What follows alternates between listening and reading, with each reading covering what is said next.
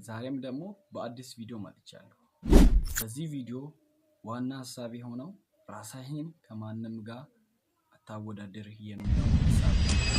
ራስህን ሁል ጊዜ ማወዳደር ያለብህ ከትላንትናው አንተ ጋር ከትላንትናው ማንነትህ ጋር እንጂ ከሌላ ሰው ጋር አይደለም። ራሳችንን ከሌሎች ሰዎች ጋር ማወዳደር በጣም የሚጎዳንና ተስፋ የሚያስቆርጠን ነገር ነው።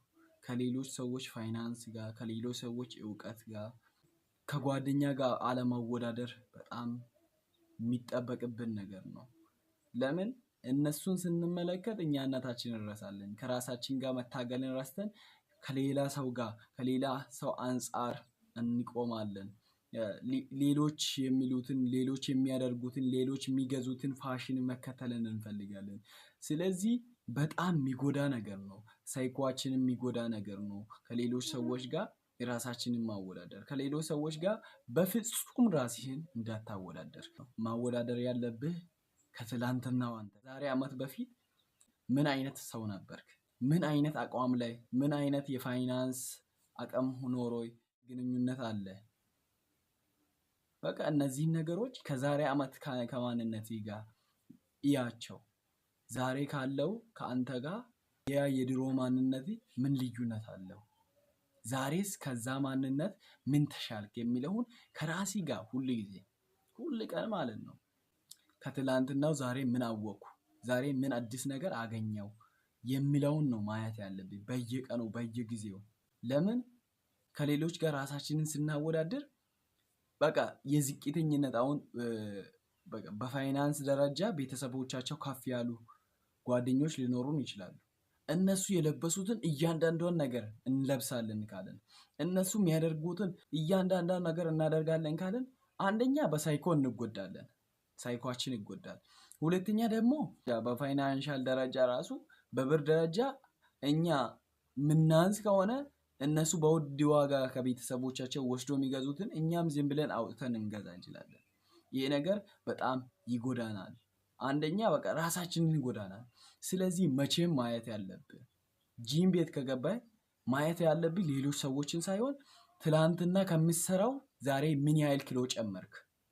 ዛሬ ምን ያህል አቋም ጨመርኩ የሚለውን ራስህን ማየት ከራስህ ጋር ማወዳደር ነው ያለብህ። ከትላንትናው ምን አወቅኩ ዛሬ የሚለውን መገምገም ነው ያለብህ። ይሄ ለውጥ ማቆሚያ ስለሌለው ራስህን ሁል ቀን ስትመለከት ከትላንትናው እየተሻልክ ከራስህ ጋር የምትወዳደር ከሆነ ከራስህ ጋር ራስህን የምታይ ከሆነ ሁል ቀን እየተሻልክ ከፍ እያልክ አንድ ስቴፕ እያደግክ ትሄዳለህ።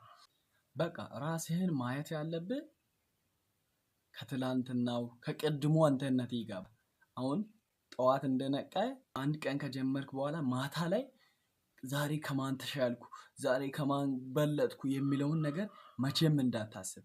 ዛሬ ከቀድሞ ጠዋት ስነሳ ከነበርኩ ማንነቴ አሁን ምን ተሻልኩ ዛሬ ምን አሻሻልኩ ብለህ ራስህን ከራስህ ጋር ራስህን ከነበረ እውቀት ጋር ራስህን ከነበረ ፋይናንስ አቅም ጋር ማወዳደር ነው ያለብህ በየጊዜው በየሰዓቱ እንጂ ሌሎችን ማየት ከሌሎች ጋር ራስህን ማወዳደር በጣም የሚጎዳ ነገር ነው። ይህ ማለት ደግሞ ሌሎችን አትመልከት ሌሎች የደረሱበትን ደረጃ አትመልከት ማለት አይደለም።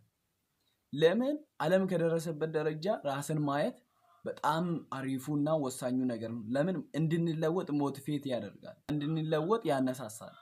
ስለዚህ ዓለም ከደረሰበት ሰዎች ከደረሱበት አንፃር ራስን ማየት ተገቢ ነው።